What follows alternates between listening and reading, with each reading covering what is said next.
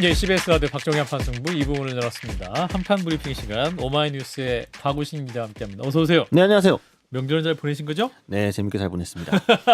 잘하셨습니다. 자, 바로 뉴스 갑니다. 자, 내란 특검이 박성재 전 법무장관에 대한 구속영장을 청구했죠? 네, 특검팀이 박 전 장관에 대한 내란 중요 임무 종사 그리고 직권남용 권리행사 방해 혐의로 구속영장을 청구했습니다. 박 전 장관은 이제 윤석열 전 대통령의 불법 계엄 선포를 막지 못하고 방조했다 이런 혐의를 받고 있는데요. 계엄 당일 윤 전 대통령이 본인의 계획을 알리기 위해서 가장 먼저 불렀던 최측근 인사 중에 한 명으로 지목이 되고 있습니다. 비상계엄 선포를 심의한 국무회의와 이튿날 해제 국무회의도 모두 참석을 했는데 특검팀은 일단 박 전 장관이 당시 법무부 장관 직책을 맡고 있었고 다른 국무원에 비해서 이 선포를 막지 못한 책임이 더 크다고 보고 있는데요. 무엇보다도 당시 반대 의견 개진이 충분치 않았거나 사실상 없었다 이렇게 보고 있는 것으로 전해졌습니다. 예, 이게 12월 3일 밤 이제 체포조 운영도 됐었는데 특검이 또 새롭게 파악한 건 박성재 전 장관이 정치인 구금을 위해서 구치소를 점검했다. 예, 교정본부 문건이 확보됐네요. 네, 중앙일보 보도였습니다. 내란 특검이 박 전 법무부 장관 지시로 정치인 구금 등을 위해 구치소 수용 여력을 점검한 교정본부 문건을 확보했다라고 합니다.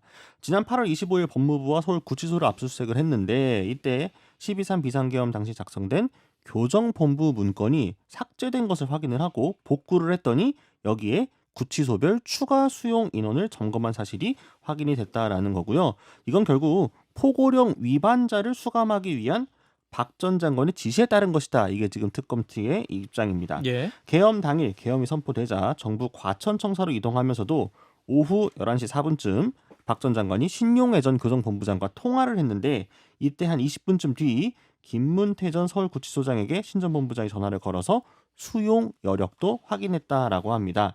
여기에 지금 JTBC가 추가로 보도한 내용을 보면요. 내란 특검팀이 대통령실 대접견실 CCTV를 분석하는 과정에서 박 전 장관이 정장 주머니에서 문건을 꺼내서 보는 모습을 확보했다라고 합니다. 예. 이 문건이 결국 계엄 관련 문건이 아니겠느냐라는 게 특검 측의 판단인데요. 이 영상에는 무엇인가를 받아 적는 모습도 담겨 있었기 때문에 이때 이미 계엄의 위법성을 알고서 대통령실을 나선 것으로 일단 특검은 보고 있습니다. 예, 일단 오는 14일에 박성재 전 법무장관에 대한 구속영장 이제 심사가 있을 예정인데 어떻게 판단하십니까? 이상미 의원님 말씀 주시죠. 제가 볼 때는 그 내란죄의 방조범이라고 하잖아요. 예. 그러면 내란죄에 비견될 정도의 그 범죄 행위가 구속 요건이 해당돼야 됩니다. 예. 예. 그러면 그 내란죄의 구속 요건은 뭐냐면 국토를 참탈, 국토의 일정 부분 지역을 점령해서 한다든가 예. 또는 그 평온을 해칠 정도의 폭동을 일으켜서 한 지방에 정도가 되려면 굉장히 중요합니다. 그런데 지금 법무장관이 대통령의 비상계엄 발동을 막지 못했다. 그게 막지 못했다는 것이 어떻게 발동을 하십시오. 이렇게 옆에서 거둔 것이 아니고 예. 그냥 예를 들어서 무슨 반대를 안 했다라고 하는 정도로 내란죄에 방조를 하기에는 정도가 약하다. 법리적으로는 또 예를 들어서 무슨 교도소에 그 정치인 그거는 아마 이제 박성재 전 법무장관이 인정을 안 하겠지만 어쨌든 그 교도소에 그 수용자들 들어가는 것을 점검했다는데 그거는 법무장관으로서 법무행정에 들어가는 겁니다. 그러면 그 의도가 뭔지가 드러나지 않은 이상은 그것만으로 예를 들어서 내란죄의 방조범이다라고 동일동가성을 가지고 평가하기는 제가 보기엔 좀 어렵다고 봅니다. 근데 지금 나온 거는 내란 중요임무 종사자로 영장을 청구한 거고 지금 그 당시에 보면 이제 출국 금지 조치도 알아봤고 이제 구금률이 얼마나 수용할 수 있는지 알아본 것이고 뭔가 적극적인 행위로 특검은 파악하고 있는 거 아니에요? 그러니까 불강력적으로 막지 못했다가 아니라 불법인 비상계엄 선포에 대해서 동조해서 그 임무를 수행했다라고 보는 게 맞는 것 같습니다. 그래서 저는 혐의는 사실상 소명됐다라고 보고, 예. 그러니까 이미 구속된 이상민 전 행안부 왜 장관과 자꾸 제 이름을 죄송합니다. 전 행안부 장관 이상민 구속된 장관과 분명히 비교하면 이상민 전 장관은 문건을 받고 언론사 단전 단수를 지시했잖아요. 예. 그리고 이 지시는 소방청장에서 밑으로 쭉쭉쭉 가서 하달이 됐습니다. 예. 이게 이제 중요 임무 종사자가 된 거고 예. 또 혐의를 부인했기 때문에 증거인멸 우려가 있다라고 법원이 판단한 거고요. 예. 저는 똑같이 그래서 수용 여력이 얼마나 되는지 알아보라라고 교정본부장에게 얘기했고 교정본부장이 무슨 헛소리야라고 한 게 아니라 실제로 지시를 이행을 했습니다. 예. 또 얘기해서 얼마나 이거는 수용 여력을 왜 알아봅니까? 글쎄요. 계엄시에서 예. 계엄이 선포돼서 며칠간 갈 때 포고령에 맞지 않게 체포된 사람들을 구금하려고 수용 여력을 확인한 거죠. 아니, 그러니까 그래서 내란의 중요 임무 종사자가 우리 되는 거예요. 박 시장님, 제 생각은 그래요. 네. 뭐 법리적인 견해는 입장마다 다르겠지만 네. 제가 갖고 있는 법적 식견이나 경험에 비춰보면 그냥 그 사람이 죄를 졌고 가벌성이 있다고 해서 마구 집어넣을 수 있는 게 아니라 구속 요건에 해당돼야 돼요. 그리고 예를 들어서 망보는 행위가 있습니다. 도둑질하는데 망보는 행위는 적극적 기능적으로 역할을 분담을 한 겁니다. 그러니까 공범이 되죠. 방조범까지 포함해서. 그러나 법무장관으로서 뭐 그 구치소 또는 교도소의 수용 실태라든가 상황이라든가 또는 뭐 등등의 출입국의 뭐 상황을 알아보라고 했다고 해서 그것이 곧 내란죄로 이렇게 하기에는 논리적으로 저는 비약이라고 봐요. 그리고 특검이 너무 조급증이 좀 많았다고 봅니다. 그 특검이 지금 기간이 상당수가 됐는데 특히 내란 특검 같은 경우는 별로 성과가 별로 없잖아요. 없는 마당에 지금 조급증의 기간은 끝나고 또 이제 기간 연장까지 해서 뭔가를 내놔야 되는데 법리적인 그런 그 증거들을 제대로 중부하지 못한 상태에서 저는 제가 볼 때는 마구 구속영장 청구하고 그런 것 같은데 제가 만약에 판사라고 한다면 그건 기각입니다. 소명이 되긴 판사가 어렵다고 봐요. 아니시잖아요. 그래서 예. 일단 14일 날 이거는 14일 날 특검이 이제 그걸 네. 입증해야 될 것 같은데. 이상민 전 장관과 똑같은 구조예요. 예. 실제 불법적인 비상계엄. 왜 불법적이냐? 전시나 사변, 군사상의 필요가 있을 때만 선포할 수 있는 비상계엄을 선포했잖아요. 일대의 평온, 여의도가 평온을 해쳤어요. 저도 그날 갔지만 평온하지 않았습니다. 그렇기 때문에 이건 내란이고 물론 법원이 판단하겠죠. 예. 어쨌든 불법적인 비상계엄은 맞거든요. 근데 이걸 했는데 법무부 장관이 당연히 법을 아는 분이 여기에 불법적 비상계엄인 걸 맨 처음 가서 대통령과 얘기했기 때문에 다 알만한 양반이 이거를 임무를 수행한 거예요. 야, 구치소에 남는 자리 갑자기 막 몇백 명씩 들을 수 있으니까 빈대 알아봐라. 출국 금지 시켜야 될 사람이 많을 수 있으니까 출국 금지 대기해라. 합수부에 검사 파견해야 되니까 검사 몇 명 했는지 알아봐라. 이거는 불법적 비상계엄의 임무를 수행한 걸로 이름이 그걸 이제 같은 이상민 전 장관의 언론사 단전 단수와 똑같은 그거는 일을 한 겁니다. 박 실장님이 그 군데군데 빠져 있는 거를 메꿔서 이제 스토리로 만들었죠. 아니 그런데 이거 특검이 아니, 얘기한 스토리가 거 중간중간 아니 그냥 중간중간 그런 객관적 사실이 있다고 해서 객관적 사실만으로 구속 요건이 되는 게 아니고 주관적 고의가 있어야 돼요. 그리고 그것이 비견될 정도의 기능적 역할 분담이 있어야 방조범이든 교사범이든 공동정범이든 공범이 될 수가 있습니다. 그러니까 기능적 아까 제가 말씀드렸잖아요. 망보는 행위가 공범이냐 아니냐. 그런데 예를 들어서 친구인데 친구가 도둑질하는 거를 보고 그냥 신고도 안 하고 막지도 않았다. 그래서 절도범의 공범으로 몰 수 있나요?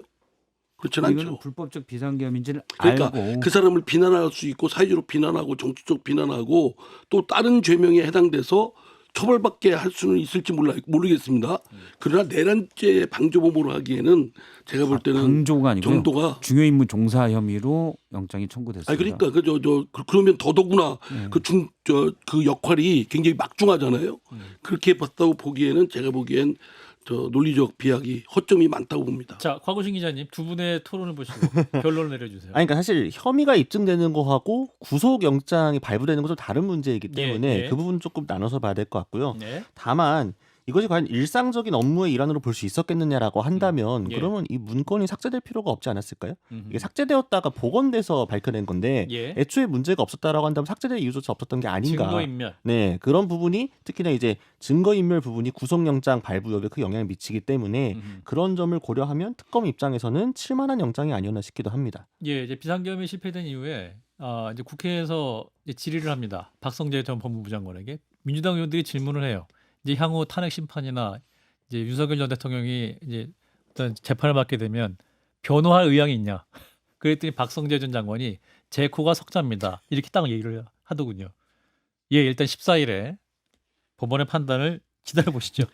근데 자. 하여간 이 내란죄 부분은 비상계엄은 분명히 잘못됐고 예. 윤석열 대통령의 정치적 이탈행위고 중대한 책임을 지고 대통령직에서 파면되고 지금 수사받고 재판받고 구속돼 있어요. 예. 근데 그거를 너무 이 확장해서 내란죄로 그냥 국민의힘 또는 윤석열 정부에 있었던 뭐 강요들까지 다 싸잡아서 하고 싶은 게 아마 현 정권 집권 세력의 욕심이겠지만 제가 볼 때는 너무 무리가 많아요. 그냥 윤석열 대통령과 또 김건희 씨, 이 사람들이 저지른 어떤 그런 일탈에 대해서 거기에 합당한 책임을 지우는 건 좋지만 그렇다고 뭐 국민의힘의 해제 결의에 참여하지 않았다. 그거로 내란죄 공범이다. 이렇게 나가는 거는 너무 막 나가는 거예요. 해제 결의뿐만 아니라 다양한 요인을 지금 검찰이 밝히고 있는 근데 것이죠. 당시 국무회의에 장관들이 이제 많이 왔었죠. 11명의 의결 정족수를 채워서 어쨌든 형식적으로 갖추려고 한 다음에 비상계엄을 하겠다라고 얘기를 해서 이걸 이제 국무회의다라고 얘기를 했는데 11명이 다 했다고 해서 이분들이 못 막았다. 그래서 다 뭐 중요 임무 종사자나 또는 부하 수행으로 기소한다거나 저는 거기 동의하지 않습니다. 불강력적 요소들도 있을 거라고 봐요. 실제 몇몇 장관들은 갑자기 와서 듣기만 하고 갑자기 선포하고 뭘 해볼 수도 없을 새. 그런데 최소한 김용은은 당연히 주동자고요. 이상민 전 장관과 그리고 박성재 전 법무부 장관은 이 불법적인 비상계엄이 실행되도록 임무를 수행했어요. 이거는 그냥 불강력적 요소가 아니라 다르다라는 게 그냥 법 근처에도 안 가본 제 여기까지 판단입니다. 자, 국민의힘 얘기 넘어가겠습니다. 자, 국민의힘이 중국인의 의료 선거 부동산 3대 쇼핑 방지법 당론으로 추진하겠다고 밝혔네요. 네, 국민의힘이요. 중국인들이 제도의 빈틈을 파고들어 이른바 3대, 그러니까 의료 선거 부동산 쇼핑 중이다라면서 이건 바로잡아야 할 국민 역차별이다라고 했습니다. 이게 누가 한 얘기냐면요. 김은혜 국민의힘 원내정책 수석 부대표가 오늘 이제 이재명 정부 첫 국정감사를 앞두고 열린 국정감사 대책회의에서 한 발언이었습니다. 추석 연휴 동안 많은 분들이 이 나라가 불공정하다라면서 왜 중국인은 관대하고 우리 국민에게 엄할까 이렇게 이야기했다라고 전하면서 예. 우리 국민은 해외에서 건강보험 혜택도 선거권도 부동산 거래 자유도 제대로 누리지 못한다. 그런데 외국인 특히 중국인들이 이 제도의 빈틈을 파고들고 있다라고 주장을 했는데요. 이 같은 역차별을 막기 위해 중국인 3대 쇼핑 방지법을 당론으로 추진한다라고 밝혔고요.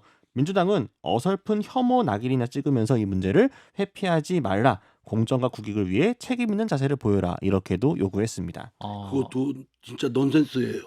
그래서 예. 제가 볼 때는 예. 그 자승자박일 테고 예. 이게 일부 그런 어리석음입니다. 뭐냐면 중국인 중에서도 일탈행위를 해서 우리 와서 범죄도 저지르는 사람이 있죠. 예. 뭐 중국인뿐인가요? 미국 사람도 있고 일본 사람도 있고 뭐 중동 사람도 있고 유럽 사람도 있죠. 그렇다고 해서 그걸 일반화해서 뭐 독일 사람이 와서 범죄 저지르면 독일 사람들 절대 출입 금지시킬 거예요. 그건 말이 안 되잖아요. 예. 그러니까 지금 추진하겠다는 그 내용은 언뜻 봐도 말이 안 되는 거고 상식 바뀌고 예. 그런 걸 안 했으면 좋겠어요. 그러니까 의료 선거 부동산을 쇼핑하고 있다. 쇼핑하고 있습니까? 쇼핑 의료를 예를 들면 예전에는 좀 문제가 됐습니다. 그러니까 중국인이 우리나라에서 석 달 이상 치료하면 의료보험비를 내면 의료보험 혜택이 주어지고 지역가입자로 혜택이 주어지고 이분이 이제 피부양자로 다른 사람을 등록하면 이분도 받을 수가 있잖아요. 지역가입자 그렇게 예. 되니까. 그러면 이제 중국에 있는 친족이나 뭐 친족을 불러와서 한국에서 의료보험비 몇 달 낸 걸로 고가의 치료를 받게 하고 보낸다. 이게 이제 문제가 됐던 거 있거든요. 예. 당연히 외국인도 우리나라에서 일하고 그런 분들도 의료보험 혜택을 받아야죠. 전 세계로 제일 잘 돼 있는. 그런데 그렇게 악용되는 사례가 있어서 법이 바뀌었어요. 그냥 피부양자로 등록돼서 치료를 다 받을 수 있는 게 아니라 작년 4월에 바뀌어서 6개월 이상 체류를 해야 바뀝니다. 그러니까 피부양자로 등록돼서 치료만 받고 나갈 수가 없습니다. 6개월 이상 이 사람이 국내에서 피부양자가 생활을 해야 돼요. 예. 그래서 지난해 건강보험에서 대중국인, 그러니까 중국인들이 우리나라에 와서 의료보험비 내는 것과 이분들에게 들어간 비용을 냈는데 흑자였어요. 그래서 최소한 의료 쇼핑에 대해서는 이건 좀 바뀌었다 이미. 55억 흑자로 예. 전환됐다. 예. 예. 이게 근데 참 하여간 그런 것 때문에 일본화 시켜서 중국인들 뭐 이렇게 오지 말 뭐 말거 아니에요? 말이 안 이거는? 되죠. 우리가 아니, 참. 그 제가 볼 때 근데 너무 어처구니 없는 저는 정말 입법 추진이라고. 국민의힘이 들어보면 이제 젊은 분들 중에 뭐 예. 젊은 분이라고 제가 특정하는 것도 좀 그렇지만 어떤 반중 정서가 있는 분들이 많이 있긴 있더라고요. 예. 근데 그분들에게 어떤 소구하고자 자꾸 반중 정서를 이용하는 것 같은데 뭐 예를 들어 지금 트럼프 때문에 전 세계 자유무역 질서가 다 흔들렸잖아요. 우리나라는 대표적인 수출 국가거든요. 예. 제조업인데 되게 어려울 겁니다. 음. 지금 EU에서도 뭐 철강 관세 올린다고 하고 네. 중국도 나중에 그렇게 갈 수 있죠. 음. 그러면 이제 우리나라가 정말 세계 최고의 제조업 모범생인데 제조업이 상당히 불안해지죠. 그럼 우리도 내수를 키우기 위해서 관광이 제일 좋아요. 그렇죠. 중국인들 와서 써준다는데 방금 오지 어떻게든 말라고 하는 것 똑같은 거 아니에요? 이건 이거는? 저희 경제에 되게 유화적으로 물론 중국인들 오면 사고 칠 수 있죠. 당연히 좋은 것만은 없습니다. 예. 자동차 만들어놨더니 교통사고 나잖아요. 예. 그럼 버릴 거예요? 해야 되잖아요. 그럼 어떻게 이걸 문제점을 개선해서 우리 국가의 경제에 도움이 되게 할 수 있냐를 고민해야 되는데 예. 정치적 이유 때문에 반중 정서를 활용한다? 전 정말 큰 정당은 해서는 안 될 일이라고 그러니까 봅니다. 이 정치인들이 예. 정치 세력이 특정한 어떤 이례적인 사례를 가지고 일반화 시켜서 자신들이 꾀하고자 하는 정치적 목적을 결부해서 그걸 말하자면 악용하는 거죠. 그러면 안 된다고 생각합니다. 예. 네. 아니 지금 곧 에이펙도 하고 시진핑도 곧 우리나라 올 건데 자꾸 이게 제일 야당이 이런 식의 법안을 발의하면 과구신 반장? 이게 근데 처음이 아니거든요. 아 그래요? 이런 식으로 국민의힘이 일종의 협중 정서를 자극하는 게 그러니까 네. 김은혜 부대표도 본인 경기도지사 선거 나갈 때도 비슷한 공약 내걸은 적이 있습니다. 그러니까 국민의힘 정당 계열이 예전부터 이제 친북 프레임을 좀 새롭게 넘어서서 새로운 아이템으로 개발해서 마케팅을 하고 있는 건데 예. 잘 말씀해 주신 것처럼 사실관계가 틀린 게 너무 많고요. 음. 건강보험 혜택 같은 경우에는 외국인 건강보험이 우리나라에 오히려 흑자를 주고 있는데 이거에 대해서 손해를 보겠다는 거 하는 건지 또 선거권 같은 경우도 이거 잘 아시겠지만 원래 이 선거권을 일부 이 용인을 하는 게 일본에 있는 우리 제일 동포들이 일본에서 워낙 좀 지위가 좁고 부족한 상황에서 우리도 외국인 같은 경우에 지방선거에 한해서 일부 줄 테니까 일본에 계신 제일 동포들도 일본에서 좀 활동할 수 있게끔 영역을 넓혀달라고 일본 대일 외교 압박 차원에서 약간 카드로 써뜨기 위해서 도입한 취지도 있는 거거든요. 이런 걸 스스로 포기한다는 것도 사실은 국익에 좀 반하는 거고. 그러니까 그리고 지방자치 원래 원리에 따르더라도 지방자치가 무슨 국적에 의해서 좌우되는 게 아니라 그 생활단위 거기에 거주하는 분들이 또 일정한 세금을 내고 있잖아요. 예. 그러면 일정한 공권에 대한 권리도 인정을 해줘야죠. 예. 네, 그래서 마치 그 한국에 있는 중국인 분들이 지방선거에서 민주당을 찍는다라는 잘못된 프레임이 이게 사실 그 커뮤니티에서 막 돌고 있거든요. 예. 그런 것들의 활용이 자꾸 이런 식으로 번져나가는 게 아닌가 싶어서 굉장히 안타깝습니다. 예. 사실 우리나라가 아까 제가 이제 제조업 어려울 수 있다 말씀드렸는데 일단 뭐 방법은 잘 기업들이 잘 또 고민하고 강구하겠지만 어쨌든 위축될 수밖에 없는 그런 거죠. 그리고 또 하나가 저출산이잖아요. 예. 실제 지역에 많이 가면 음. 외국인 노동자도 많아요. 그렇죠. 그리고 상당 부분 외국인 노동자 없으면 경제가 안 돌아갑니다. 그럼 우리나라도 사실은 유럽 같은 경우가 되게 이민 노동자 외국인 노동자들에게 되게 극우 세력들이 그걸 이용해서 사실 집권도 하고 그렇긴 하지만 여기에 대해서 약간 중요 정당이 잘못된 시선을 가지고 있다. 그럼 장기적으로 같이 어울러 살도록 해야 이게 그렇지 않아도 갈등 요소가 큰데 그게 좀 저는 이런 걸 이용하는 것 같아서 우리나라는 교육 수준이 높기 이용하는 것 때문에 같은 게 아니라 이용하고 있죠. 그렇죠. 이용했는데 그러면 안 교육 수준이 됩니다. 높기 때문에 반정서 우리 이용하듯이. 유권자들이 여기 그죠? 안 넘어갔으면 좋겠습니다. 예. 어느 특정 정파가 반일 정서 이용하듯이 그러니까 그런 것들이 아주 미개하고 아주 폭력적이에요. 그리고 그런 건 해서는 안 된다고 생각합니다. 자, 폭력적이지 않은 뉴스를 한번 다뤄보겠습니다. 자, 더불어민주당 수석 대변인인 박수현 의원 그리고 국민의힘 박성훈 수석 대변인 두 분이 공개적으로 칭찬을 하는 SNS 글을 올렸는데 일단 SNS 사진을 저희가 준비했습니다. 유튜브에 띄워주시고 전해주실까요? 이게 이제 냉장고를 부탁해 이 건 때문에 서로 이제 공방이 있는 과정에서 좀 문제가 됐었는데요. 예. 박수현 수석 대변인이 기자간담회에서 국민의힘을 독버섯에 빗댔고 박성훈 대변인이 민주당을 이제 독선으로 대한민국 좀먹는 균이다 이렇게 응수하면서 좀 감정의 골이 깊어지나 했는데 예. 박수현 대변인이 오늘 SNS에 글을 하나 올리면서 지금 공개되고 있는 이 문자 내용을 밝혔습니다. 박성훈 대변인이 시간 되실 때 식사라도 모시겠다라면서 선배님에 대한 공격 너그럽게 이해해 주세요 이렇게 웃음 이모티콘도 보냈는데요. 갈매기. 예. 박수현 대변인은 신뢰를 한 칸 한 칸 쌓아 국민께 실망을 드리지 않는 정치를 보여드리자 이런 취지를 하면서 빨리 국회의 본회의를 열어서 민생 법안도 처리하자 이렇게 밝혔습니다. 그러니까 이제 박성훈 국민의힘 수석 대변인이 그러니까 이제 과도하게 비판해서 균이라는 표현까지 쓴 거에 대해서 사과한다 이런 차원으로 했더니 그걸 이제 서로 덕담으로 받은 거죠. 맞습니다. 사실 논평통에서 수석 대변인이 양측의 입이다 보니까 서로를 그 타겟팅할 때들이 있는데 이례적으로 이렇게 서로 또 문자도 주고받고 이게 또 공개되는 일이 있었습니다. 예, 박수현, 박성훈 이제 두 박씨가 훈훈한 모습을 보여주셨는데 또 다른 박 실장. 예, 정말 훈훈한 모습이었습니다. 아주 훈훈해. 그 간만에 여야 예. 정치인들이 정말 제대로 할 일을 했다. 예, 제가 오면서 이제 박수현 의원과 통화를 했었는데, 취재하셨구나. 예, 우상호 수석이 이제 나흘 전인가요? 한 인터뷰에서 얘기했잖아요. 예. 그러니까 속도와 온도를 얘기하면서 당의 개혁 방안 이런 부분에 대해서도 언급했고 또 너무 개혁이 시끄럽게 되는 건 아니냐 우려했는데 그 다음에 이틀 뒤에 박수현 의원이 기자들 질문에 얘기한 적이 있습니다. 추석 민심 어떠냐? 개혁이 너무 시끄럽게 소란스럽게 되는 거에 대해서 자성도 좀 있다. 사실 처음 당의 공식 대변인 입장에서는 처음 나온 얘기여서 예.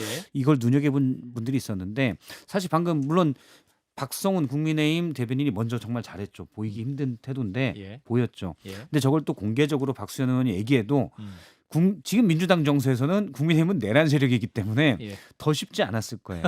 두 분 다 정말 잘했고 예. 그렇게 대화가 되고 사실 민주당도 그래서 제가 앞서 말씀드렸듯이 분위기가 약간 이제 너무 거칠어지고 여론조사의 지지율도 좀 떨어지는 게 보이니까 예. 약간 변화가 있는 것 아닌가라는 생각이 듭니다. 음. 그리고 원래 박수현 의원은 청와대 대변인 할 때도 그렇고 민주당 점잖죠. 대변인 할 때도 그렇고 기자들에게 가장 일 잘하는 대변인으로 오. 평가받았던 분입니다. 합리적이고 온화하고. 아하. 근데 최근에 좀 안 그런 것 같았는데 오늘 좀 그러신 것 같아요. 최근에 안 그런 것 같아 전화했습니까? 예? 최근에 안 그러신 것 같아서 전화해서. 전화에서도 제가 했죠. 최근에 안 그런 것 같은데. 근데 그렇게 얘기하더라고요. 이제 개혁에 대한 네. 워낙 지지층들 목소리가 높고 예. 그래서 그거는 우리가 11월 말까지 예를 들어 사법개혁, 검찰개혁, 언론개혁은 마무리한다. 예. 그때까지는 이건 해야 될 일이기 때문에 음. 약간 설거지 비유되듯이 소리 나는 건 이해해달라라고 얘기하셨는데 일단 저렇게 대화하는 모습은 좋다. 그리고 이제 박성훈 의원이 밥은 산다고 했는데 한국사는 일단 연장자가 사는 거기 때문에 예. 박수현 의원이 사는 게 맞는 것 같습니다. 자 이상민 의원님. 예. 자 박수현 의원님 잘 아시잖아요.